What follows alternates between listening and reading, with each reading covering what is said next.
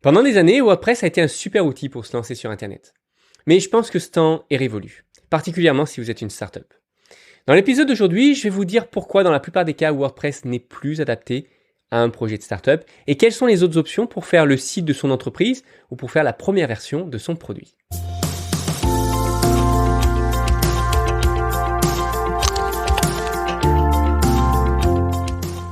Bienvenue, vous êtes fondateur et n'avez pas de compétences techniques, pas de panique. Avec le Startup Snack, on vous donne toutes les clés pour piloter votre startup sereinement. Et c'est disponible sur YouTube et sur podcast.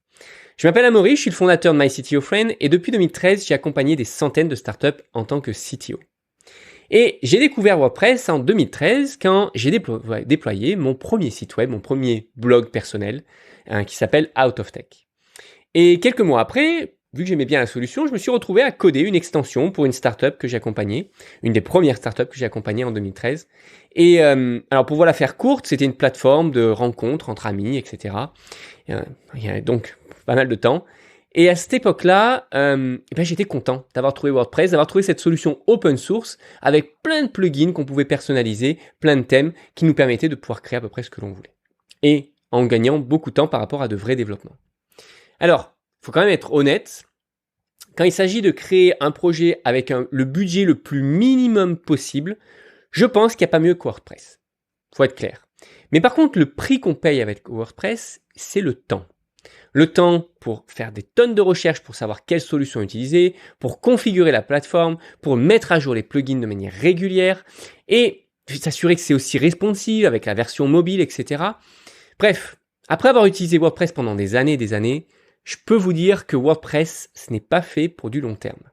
Et on a besoin de dédier un temps particulièrement important à la sécurisation de notre site web, à mettre des plugins dédiés à la sécurisation, à s'assurer que personne ne va le pirater ou va le remplacer par quelque chose d'autre, à mettre à jour aussi les plugins, à optimiser la vitesse de chargement du site web parce que on veut tellement faire évoluer un site web, c'est normal, on le fait évoluer régulièrement, qu'on va vouloir ajouter des plugins à droite, à gauche. Et en fait, au bout d'un moment, la plupart des sites web qui sont faits sur WordPress deviennent extrêmement lents à cause de tous ces plugins qui sont développés par, parfois, on ne sait qui. Donc, gérer un site web avec WordPress, c'est un métier, c'est même une expertise. Et à moins que vous soyez une agence qui ait l'habitude de gérer ce type de site web, il y a des grandes chances que site web vous apporte de mauvaises surprises à un moment ou à un autre. Maintenant, parlons quand même donc de finalement dans quel cas est-ce qu'on pourrait vouloir utiliser WordPress. En fait, il y a deux cas quand on est une startup dans lesquels on pourrait vouloir utiliser WordPress. Le premier, c'est si on veut prototyper la première version de notre produit, la première version de notre plateforme, peu importe ce que vous voulez créer. Ça reste une bonne option. À partir du moment où vous êtes technique, vous avez un minimum de compréhension, pas forcément être un ingénieur, mais compréhension technique et vous êtes prêt à passer du temps à apprendre. Maintenant, si vous n'avez pas le temps, que vous voulez aller vite, vous avez déjà votre idée de startup en tête, etc. Dans ce cas-là, je vous recommanderais plutôt d'utiliser les solutions de type no-code. Donc no-code, c'est des solutions en ligne qu'on va pouvoir utiliser avec un abonnement qui vont vous permettre de créer à peu près tout ce que vous voulez. Et on a même des plateformes de type zéro-code qui vendent des templates à la Airbnb, à la Tinder, etc. Et on va pouvoir acheter ces templates-là pour 50, $100, parfois $200. Et simplement avoir la plateforme que l'on voulait, on va pouvoir personnaliser le thème, la couleur, etc. Et ça, potentiellement en quelques jours. Alors, c'est plus facile à dire qu'à faire, et souvent, ça peut aussi nécessiter d'avoir un petit freelance qui vient vous aider à configurer ces solutions templates. Ça sera mieux que de chercher à apprendre par vous-même, encore une fois, pendant des mois, à maîtriser à 100% ces outils qui peuvent aussi être un peu complexes. Mais ça peut permettre d'aller très vite, et on n'aura pas tous les inconvénients que l'on a avec WordPress, d'avoir des maintenances qui peuvent être chères et à devoir s'assurer de manière régulière qu'il n'y a pas de faille de sécurité, etc. Deuxième cas dans lequel on peut vouloir utiliser WordPress, c'est dans le cas où on veut créer le site web de son entreprise, le site institutionnel d'une certaine manière. Dans ce cas-là, je pense que WordPress est clairement dépassé. C'est devenu trop complexe à éditer, enfin du moins il y a mieux, pas très pratique finalement sur du long terme, et la migration d'un thème à un autre ou d'un site web à un autre peut être un vrai cauchemar. Je l'ai expérimenté pour mes propres besoins, pour les besoins de MyCTOFriend, puisque pendant de longues années, notre site web était sur WordPress, et on a utilisé un plugin qui s'appelait Divi à un moment donné, puis ensuite on est passé sur un autre plugin qui s'appelle Elementor, Et en fait, utiliser ce plugin-là a carrément cassé complètement le formatage de tous nos articles. Bref, ça nous a pris un certain temps et il a fallu que je me débarrasse de WordPress. Je me suis débarrassé de WordPress et ça n'a jamais été aussi facile de gérer un site web depuis que je suis passé sur Webflow.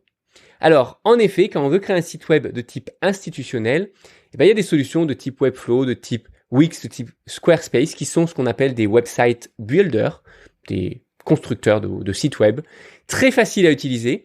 Et mon favori, vous l'avez compris, c'était Webflow, puisque ça permet d'aller très loin, de gérer même une base de données, et voire même des connexions API, donc des connexions avec d'autres systèmes d'information, pour faire des synchronisations et des choses assez évoluées. Donc, au final, est-ce qu'il est encore pertinent d'utiliser WordPress de nos jours? Oui, mais dans 2 cas de figure uniquement. Le premier cas de figure, c'est si jamais vous trouvez exactement le thème ou le template qui fait exactement la fonctionnalité que vous voulez créer. Dans ce cas-là, on ne va pas réinventer la roue, utilisez ce plugin-là. Vérifiez quand même s'il n'y a pas la même chose ou l'équivalent en mode no-code, parce que ça pourrait être potentiellement, vous pourrez vous permettre d'être plus évolutif ou du moins plus facile à faire évoluer. Le deuxième cas de figure, c'est si vous avez vraiment aucun budget. Si vous êtes un étudiant qui a vraiment zéro budget à mettre dans votre startup, ou si vous êtes peut-être dans des pays en voie de développement, et bien dans ce cas-là, si on n'a pas 100 € par exemple à mettre tous les mois dans des abonnements X ou Y pour faire un ensemble qui est cohérent, et bien WordPress reste la solution par défaut et la solution sur laquelle vous allez devoir passer un peu plus de temps. Par contre, si vous voulez aller vite, et clairement, je vous recommande les website builders et je vous clairement recommande les technologies no-code. Vous irez beaucoup plus vite, vous économiserez un temps phénoménal. Et quand on est une startup, évidemment, le temps, c'est important. C'est ce qui va vous permettre de vous positionner sur un marché le plus rapidement possible. Conclusion, les choses changent. WordPress a été la solution de prédilection pendant des années.